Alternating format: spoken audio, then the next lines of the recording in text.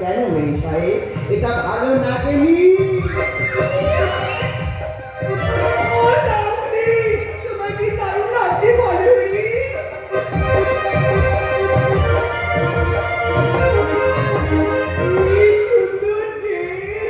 আমার তো খুব পছন্দ হয়েছে। সকলেরই পছন্দ হচ্ছে, শুধু মেম সাহেবেরই হচ্ছে না।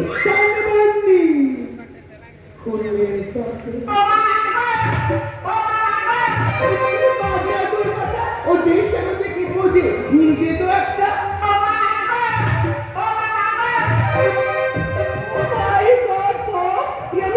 দেখছি তুই আর শাড়ি কিন্তু মেঘ বাজাইতে যান। তোমাকে অনেক অনেক ধন্যবাদ বালুরি। আমাকে আবার ধন্যবাদ দেওয়ার কি হলো? কেন দেবো না বলো?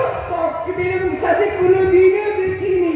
সত্যি রে, বাঙালির নারী আর বাংলার শাড়ি দুটোই যে একে অপরের পরিপূরক সেটা তোমরা দেখলে কিছুতেই বলতে পারতাম না। আর এই উপকারকে জানিস কেউ না, আমাদের বলো।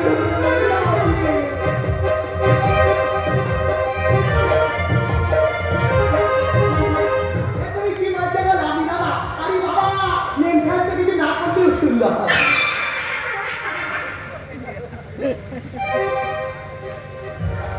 না আমি বলছিলাম যে যা করবে তাতেই সুন্দর।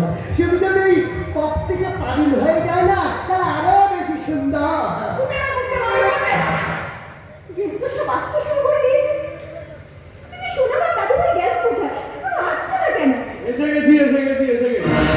তোমার এই শুভ অনুষ্ঠানে আমি এসে গেছি বাপ। এখন থেকে ওটা পাগল হয়। কেউ যদি আমার বউয়ের নাম ঠক বলে ডাকে না, আমার মনে হয় আমার বউকে নয়, কোন ভৌকে ডাকছে গো। Sorry, I am very very very sorry. কারণ তুমি হয়তো ভাবছো যে আমি আজকে এখানে কেন এলাম। দেখো, সময় না মানুষকে বদলে যেতে সাহায্য করে। তোমায় না পেয়ে আমি সত্যি খুব আপসেট হয়ে পড়েছিলাম, কিন্তু তারপর রিয়েলাইজ করলাম যে না না না, তোমার পাওয়াটা তো ভাগ্যের ব্যাপার।